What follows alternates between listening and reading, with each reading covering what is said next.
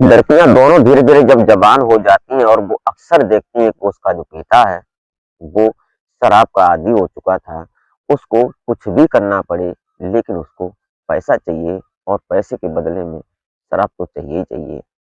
इसकी बात पिता की जो बात थी वो देखते देखते उसकी जो माँ थी वो भी गलत रास्ते पर चल पड़ती है। उसको वो भी ऐसी लालची बन जाती है कि उसको पैसा मिले चाहे कुछ भी हो। एक दिन ऐसा होता है कि पड़ोस का रहने वाला लड़का जो कि दिल्ली में रहकर सबको पता था कि कोई बिजनेस करता है और बड़ा आदमी है। लेकिन जो लड़कियां थीं, लड़कियां अक्सर अपनी माँ से कहती कि माँ मुझे नौकरी करने जाना है और मैं किसी लड़के से हमारी बात करूँ जो कि मैं नौकरी करूँ। और वो लड़का जब अपने गाँव आता है तो जो उसकी माँ थी वो उसके पास जाती है। पहले तो वो अपना शरीर सौंपती है उसको, जब उसके घर जाती है, उससे मिलती, उसके साथ इंटीमेट होती, शारीरिक संबंध बनते, लड़का समझ जाता है कि जो ये महिला है ये कुछ लालची टाइप की है और उसकी एवज में वो 3000 रुपए भी लेती। उसके बाद अपनी बड़ी लड़की को वो बेच देती है 5 लाख रुपए में। उसके बाद वो लड़का गाँव का लेकर दिल्ली जाता है, वहाँ जाकर उस लड़की के साथ 5 लाख का सौदा करता है और फिर उसको हर दिन एक नहीं कई एक ग्राहक आते क्योंकि वो लड़का होटल का मालिक होता है। वहाँ पर ये होटल चलाता था। ये सब होने के बाद जो छोटी लड़की होती है उसको जब पता चलता है तो वो गुस्से में तमतमा जाती है। उसके बाद अपनी माँ और पिता की वो इस तरह से निर्मम हत्या करती है कि लोगों ने देखा था तो देखकर वो हौसला अफजाई करते उस लड़की का कि जो किया अच्छा ही किया। क्या हुआ था पूरी घटना में वो सारी सच्चाई जानने वाले इस वीडियो के माध्यम से आप इस घटना को अंत तक जरूर बात कीजिएगा। और सर्वप्रथम आपको नव वर्ष की हार्दिक शुभकामनाएं। आप और आपका परिवार एक तरक्की की तरफ चलें और सुरक्षित और ईमानदारी की कमाई में बरकत करें, ऐसी हम दुआ करते हैं। तो वीडियो जरा सी भी अच्छी लगे तो लाइक करके एक छोटा सा कमेंट और कमेंट में अपना और अपने शहर का नाम जरूर लिख दिया करें। चैनल पर अगर आप पहली बार विजिट किए तो प्लीज़ हमारे चैनल को सब्सक्राइब जरूर कर लें। इससे हमारा हौसला बढ़ता है, आपको सटीक जानकारी मिलती है। तो नमस्कार, आदाब, सत श्री अकाल। मैं अजय कोहली और आप देखना शुरू कर चुके हैं मई सफर तक। आज की घटना शुरू होती है उत्तर प्रदेश का एक जिला पड़ता है कानपुर और कानपुर का एक गांव पड़ता है मखनीपुर। यहाँ पर रहते हैं रोहतास। रोहतास एक गरीब समाज का एक देखा जाए तो दयनीय स्थिति इसकी बहुत बेकार है। इसकी एक पत्नी है जिसका नाम प्रेमिला है। प्रेमिला अपने पति की हरकतों से बड़ा परेशान थी क्योंकि जो रोहतास होता है वो किसी जमींदार के यहाँ काम करता, उसका ट्रैक्टर चलाता, उसके खेत में मजदूरी करता, जहाँ पर भी वो बताते वो काम करता सब।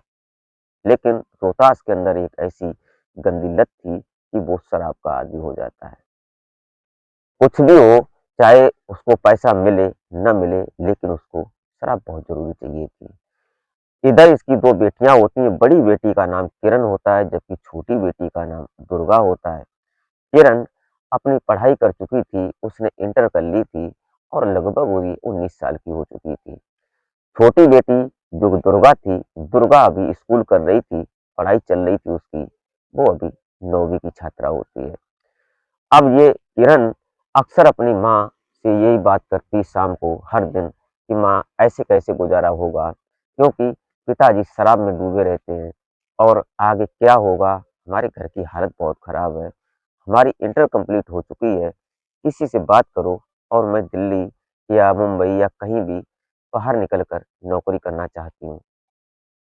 तभी जो प्रेमिला होती है, प्रेमिला अक्सर सुनती थी कि गांव का एक लड़का दिनेश वो दिल्ली में बड़ा कारोबार करता है और उसके पास अच्छी खासी इनकम भी है और अच्छा खासा उसके पास पैसा भी है। इसी वक्त ये 10 दिसंबर 2025 को वो अपने गांव घूमने आया था। दिनेश अपने घर था क्योंकि उसके माता-पिता किसी शादी फंक्शन में जा रहे थे, इसलिए उसको बुलाया था कि तुम घर पर आ जाओ, घर देखना, 2 दिन के बाद मैं फिर आ जाऊँगी वापस। परिवार के माता-पिता ने ये सब बताया था। तो दिनेश अपनी गाड़ी लेता है और गाड़ी लेकर सीधा अपने मखनीपुर गाँव आ जाता है। यहाँ आने के बाद ये शाम को जब ये बैठा था और किसी से फ़ोन पर बात कर रहा था और इसी बीच ये प्रेमिला उसके घर पहुँच जाती है। जब उसके घर पहुंची तो उसने देखा कि दिनेश अकेला बैठा था। जब दिनेश से बातचीत करती है तो दिनेश ललचा जाता है और उसकी जो सुंदर थी, क्योंकि प्रमिला भी अभी ऐसी लग रही थी कि जैसे कि अभी जवान ही हो, भले ही वो लगभग 40 साल की हो चुकी थी, लेकिन दिनेश ने मौके का फ़ायदा उठाना बहुत ज़रूरी समझा। प्रमिला भी इस बात के लिए तैयार थी। वो अंदर जाती है और अंदर जाकर दोनों बातचीत करते हैं। बातचीत में सिर्फ यही बात होती है कि हमारी बेटी को अपने साथ ले जाओ और उसकी कहीं पर नौकरी लगवा दो। दिनेश ने कहा कि क्यों परेशान होती हो? मैं लेकर जाऊँगा, उसकी नौकरी अच्छी लगवा दूँगा।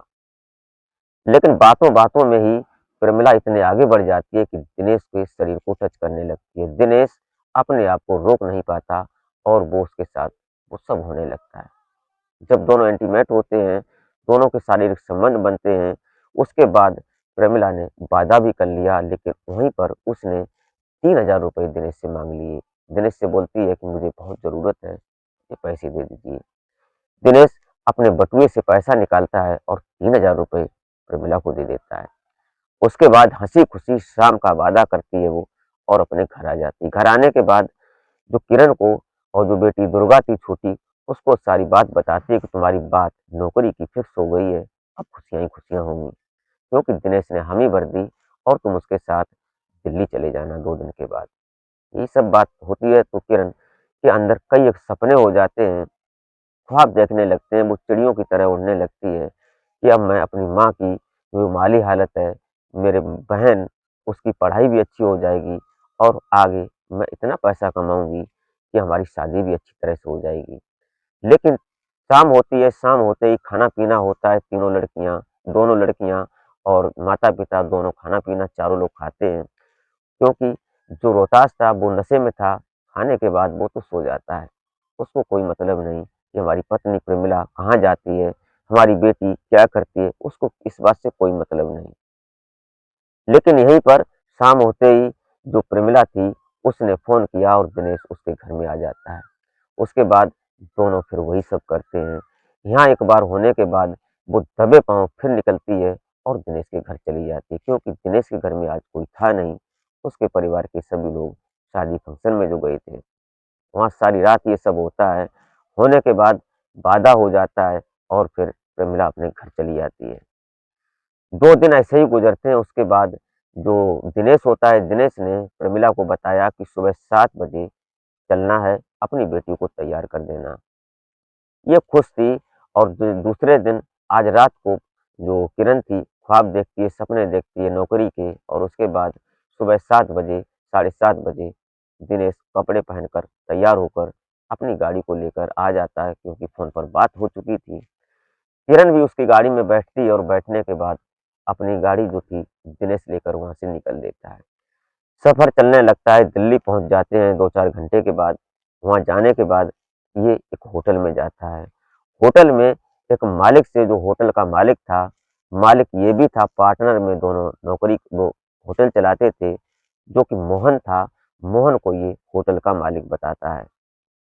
वहाँ बैठते हैं दोनों, चाय-पानी होता है, नाश्ता होने के बाद मोहन को ये बताता है कमरे में कि लड़की लेकर आया हूँ, 5 लाख रुपए देना है और 5 लाख रुपए में किरण की सौदा हो जाता है। उसके बाद दोनों आज बोलते हैं कि आज पहले तो हम दोनों लोग इसके साथ वो सब करेंगे जो आने वाले ग्राहक करेंगे, इसलिए दोनों आज बारी-बारी उस किरण के साथ, अभी वो ज़्यादा उम्र भी नहीं थी, लेकिन उसके साथ अपने आप अपनी मर्ज़ी से उसके साथ इंटीमेट होते हैं। किरण रोती है, गिड़गिड़ाती है, उनके पैरों तले माथा पटकती है, लेकिन उन पर कोई दया नहीं होती। यही सब शुरू हुआ, उसके बाद 2 दिन बाद एक ग्राहक आता है जिसका नाम अमर प्रकाश होता है, जो कि एक बिज़नेसमैन होता है, वो अक्सर इसके होटल में रुकता था। वहाँ आने के बाद जो रोहतास से बात होती है और अमर प्रकाश 5000 रुपए में एक लड़की की तलाश करता है और वो लड़की उसको परोस दी जाती है। अब ये सिलसिला शुरू हो जाता है, वो एक सामान सा बनकर रह गई और उसके ऊपर हर दिन 1-2 ग्राहक, 2-4 ग्राहक निकलते, उसके शरीर को रौंदते। वो रोती, गिड़गिड़ाती, मजबूर, लेकिन एक दिन एक ऐसा ग्राहक आता है, जो कि उससे बातचीत करता है और 7000 रुपए में उस लड़की की बात हो जाती है एक रात की। उसके कमरे में जब जाते हैं तो किरण उनके माथा पैरों तले रख देती है और उससे बोलती है कि अंकल, मुझे आप अपनी बेटी समझ लो, कुछ भी समझो, मुझ पर दया करो, मुझे एक बार मेरे घर पर फ़ोन करने दो। वो जो था वो बड़ा परेशान हो जाता है, उसके जो दया थी आ जाती है उसके अंदर, वो फ़ोन दे देता है और किरण अपने घर फ़ोन करती है, लेकिन मम्मी-पापा उसके फ़ोन नहीं उठाते। उसकी बहन दुर्गा फ़ोन उठाती है, उसके बाद दुर्गा से बातचीत होती है, दुर्गा को बताती है किरण कि दुर्गा, मेरी मम्मी-पापा ने मुझे 5 लाख में बेच दिया है और मुझे यहाँ गंदा काम करना पड़ता है, ग्राहक हमारे ऊपर से 2-4 हर दिन गुज़रते हैं, मेरी बहुत हालत ख़राब है। इतना सुनते ही जो दुर्गा थी उसके पैरों तले ज़मीन खिसक जाती है। उसने आज बहुत बड़ा फैसला ले लिया। फ़ोन कट हो जाता है और शाम को जैसे उसका पिता और माँ घर आते हैं, आने के बाद खाना-पीना होता है और जो दुर्गा थी, वो दुर्गा रूप धारण कर लेती है। घर में ये देखती है कि कुछ ऐसा मिले, उसने तुरंत उसको कुल्हाड़ी मिलती है, उससे उसने अपनी माँ का सिर धड़ से अलग कर दिया। उसके बाद पिता जैसे ही नशे में था, उठता है, उसका भी वही असर करती है। जब बेटी दुर्गा रूप में आ जाती है, नाम तो दुर्गा था ही उसका, और ये सब होने के बाद जब दोनों की डेड बॉडी वहीं पर पड़ी थी लहूलुहान, वो तुरंत अपने चाचा के पास जाती है और चाचा को सारी बात बताती है। चाचा ने पहले तो दुर्गा की पीठ थपथपाई कि तूने बहुत अच्छा किया, क्योंकि मैं इसको जानता हूँ, क्योंकि तुम्हारे मम्मी-पापा कितने बेकार हैं। लेकिन उसी वक़्त उसका चाचा पुलिस को इन्फॉर्म करता है, पुलिस वहाँ पहुँचती है। पुलिस फिलहाल उस लड़की को अपनी कस्टडी में लेती है और कस्टडी में लेने के बाद पुलिस इस बात की भी इन्वेस्टिगेशन करती है, उस लड़की को साथ में ले जाकर दिल्ली, जहाँ पर किरण गई थी, फिर उस फ़ोन पर फ़ोन किया जाता है जिस फ़ोन से उसने बात की थी, क्योंकि किरण ने अपनी बहन दुर्गा को सही सटीक जो एड्रेस था दिल्ली का वो नहीं दे पाया था, क्योंकि उसको मालूम नहीं था, वो घर से पहली बार निकली थी। लेकिन उस फ़ोन से जो बात हुई, उसने सारा एड्रेस बता दिया कि ऐसे-ऐसे फला जगह पर होटल है, वहाँ पर लड़की है। पुलिस वहाँ जाती है, दिल्ली पुलिस का सहारा लेती है, उसके बाद जो ये लड़का होता है, दिनेश और मोहन, दोनों को पुलिस अपने अंडर लेती है और किरण को वहाँ से जुदा करवाते हैं, वहाँ से उस दलदल से निकालते हैं, लगभग 7 लड़कियाँ वहाँ से भी निकलती हैं। उसके बाद इनको घर छोड़ा जाता है। फिलहाल आज जो दिनेश और मोहन और ये दोनों लोग और जो लड़की थी दुर्गा, उसको भी कुछ रियायतन, कुछ स्पेस दे दिया उसकी सज़ा में, लेकिन कानून तो कानून है, सज़ा तो देनी ही पड़ेगी, गलती गलती होती है, लेकिन उसको सलाखों के पीछे जाना पड़ा। दोस्तों, कभी-कभी माँ-बाप की गलतियाँ बच्चों पर भी भारी पड़ जाती हैं। ऐसा अक्सर नहीं होता कि बेटे और बच्चे ही गलती करते हैं, कभी-कभी माँ-बाप भी तो गलती करते हैं। एक पैसा और लालच दोनों के चक्कर में पूरा परिवार तबाह और बर्बाद हो गया। दोस्तों, ये रही सच्ची घटना। आप इस घटना को सुनने के बाद क्या सोचते हैं? अपना सुझाव कमेंट में ज़रूर दे सकते हैं। इसी के साथ आप अपना और अपनों का बेहतर तरीके से ख्याल रखें। मिलते हैं फिर नेक्स्ट वीडियो में, तब तक के लिए जय हिंद।